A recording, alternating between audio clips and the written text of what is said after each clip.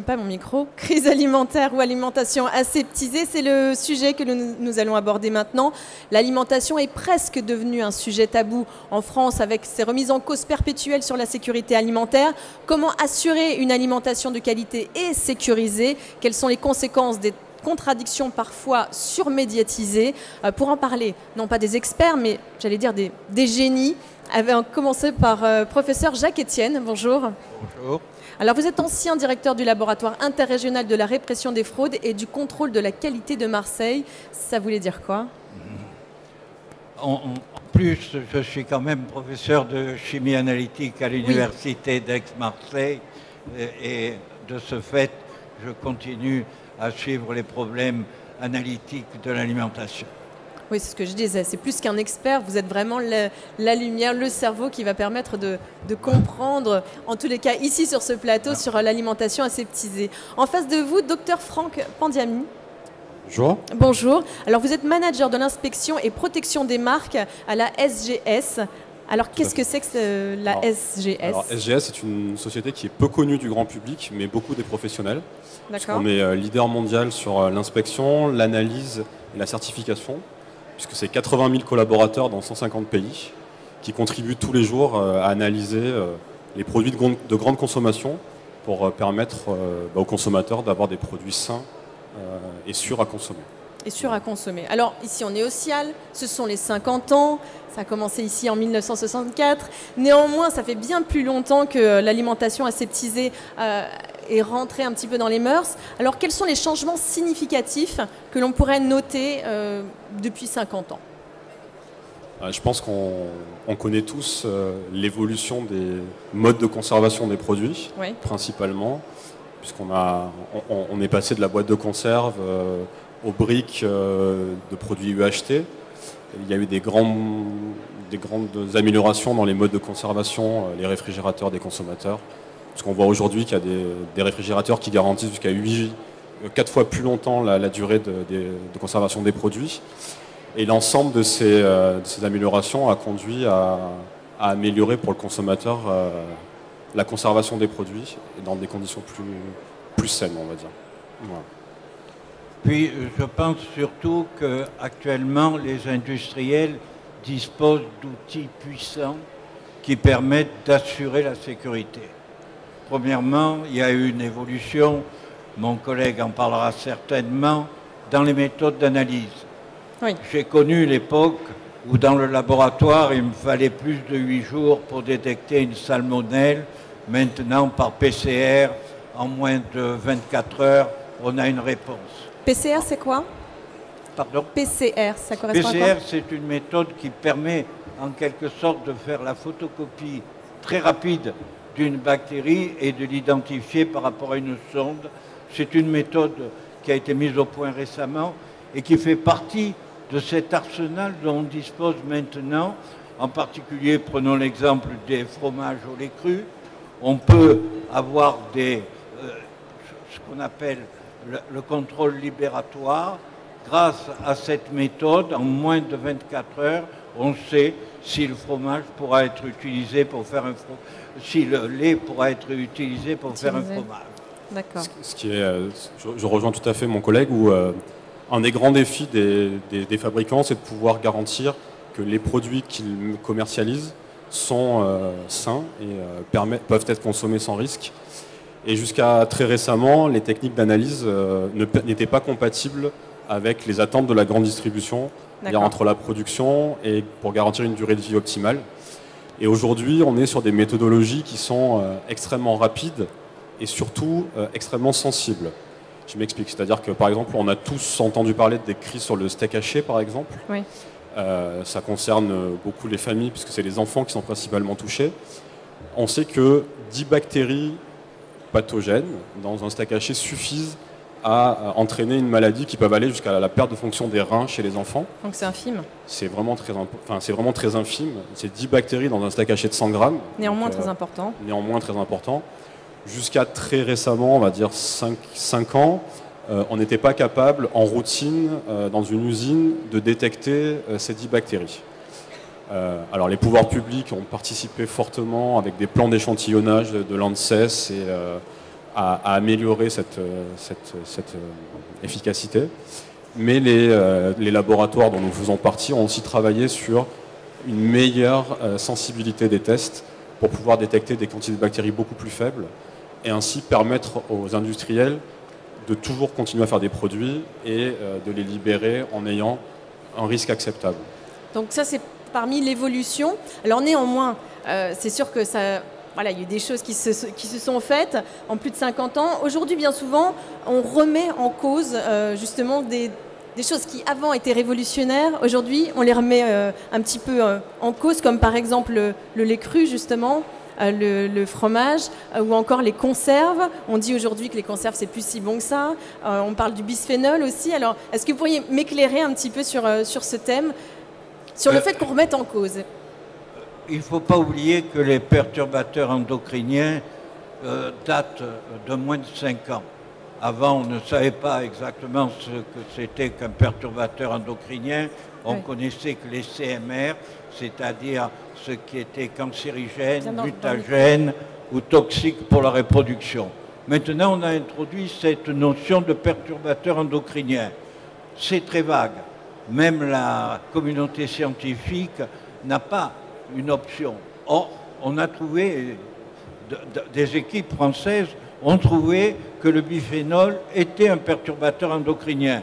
Mais ça fait depuis longtemps que ce perturbateur endocrinien a été consommé en France et pour le moment, nous n'avons pas décelé une épidémie liée aux perturbateurs endocriniens. Bien sûr, je sens que ça vous énerve, ça vous agace un petit peu. Oui.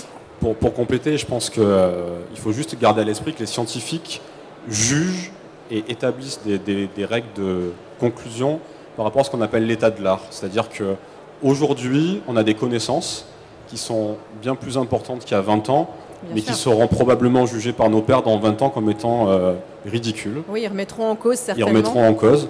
On a tous connu, pour les femmes enceintes par exemple, il y a 10 ans, on leur conseillait de consommer tel produit, maintenant on leur dit surtout plus.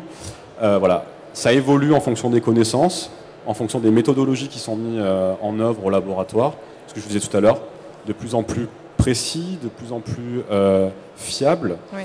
Les perturbateurs, aujourd'hui, il y a des technologies qui sont totalement fiables. Il y a fiables et surtout précises. Ce que je vous disais, c'est que il y a 10 ans, quand on voulait analyser du bisphénol A, on n'aurait pas été capable de retrouver les traces qu'on retrouve aujourd'hui dans une boîte de haricots verts ou dans une boîte de produits de sauce tomate, puisqu'on sait que c'est l'acidité qui va libérer le bisphénol A. On n'était pas capable de le mesurer de manière routinière. On pouvait le faire dans des labos de pointe, de recherche publique, mais probablement pas dans des laboratoires de tous les jours qui soient compatibles avec une production alimentaire. Donc l'amélioration des techniques fait qu'on détecte des traces de plus en plus infimes, qu'on a une connaissance de la physiologie de plus en plus importante de l'être humain et que on fait émerger des risques potentiels de plus en plus importants. Et en fait, c'est l'œuf ou la poule, on ne sait pas qui crée la psychose, entre guillemets. Oui. Est-ce que c'est la nouvelle analyse qui est disponible, qui permet de détecter une trace qui était déjà là 20 ans avant, ou est-ce que c'est l'évolution des choses Bon, néanmoins, on le constate, l'espérance de vie est de plus en plus importante. Donc ça, c'est déjà un bon constat. Quelles sont les conséquences de toutes ces failles ? Si on regarde, il y a l'INVS, qui est l'Institut national de veille sanitaire, qui émet un bulletin tous les ans sur ce qu'on appelle les toxi-infections alimentaires collectives. Les toxi-infections alimentaires collectives. Et les derniers chiffres disponibles, c'est 2012. Il y a eu 6 morts en France pour de la consommation de produits comme les produits au lait cru, etc. Donc 6 morts sur 65 millions de personnes. C'est peut-être 6 morts de trop quand ça touche un proche. Oui. Mais relativement à la consommation, au nombre de repas qui sont pris en France, on est quand même sur un système qui garantit une sécurité, enfin un niveau de risque acceptable. Alors vous enseignez, Jacques-Étienne, qu'est-ce que vous dites à vos étudiants ? Premièrement, il ne faut pas nier le fait que le risque existe. Donc il ne faut pas que nous ayons des étudiants immodestes qui croient parce qu'ils ont des appareillages, la RMN, la spectro-étincelle, etc., qui maîtrisent tout. Le risque zéro n'existe pas. Par contre, actuellement, nous disposons de toute une série d'outils. Je parlais des méthodes rapides, mais il n'y a pas que ça. Nous analysons aussi l'environnement. Avant, on ne le faisait pas. C'est-à-dire que, par exemple, on peut connaître dans une usine, à travers des prélèvements ciblés, quelles sont les bactéries qui sont dans l'usine. Donc, anticiper le risque et par des méthodes de nettoyage, etc., avec des règles d'hygiène, considérablement abaisser ce risque. Et puis, vous parlez de la boîte de conserve, mais dans quelques années, nous serons à la haute pression. Il y a déjà beaucoup C'est quoi la haute pression de produits à haute pression. C'est des pressions qui dépassent le millier de bars et qui détruisent les bactéries. Et cet avantage de cette méthode, c'est qu'il n'y a pas d'échauffement, on conserve les vitamines, on conserve les arômes. Ça ne marche pas pour tous les produits, mais il y a déjà des produits comme les jus de fruits qui donnent des résultats spectaculaires. Donc, il ne faut pas avoir confiance que dans les méthodes de chimie analytique. Il y a aussi le process, les process qui évoluent. Et pour rebondir là-dessus, les processus sont aussi garants de la qualité et de la sécurité des produits. Et je pense qu'il faut bien lier la qualité et la sécurité parce que des produits sûrs qui n'ont aucun goût, aucune saveur, ça n'a pas d'intérêt. Et je pense qu'on est aussi social. On peut souligner que les industriels et la grande distribution font de gros efforts pour garantir des produits sains et qui soient consommables et de qualité.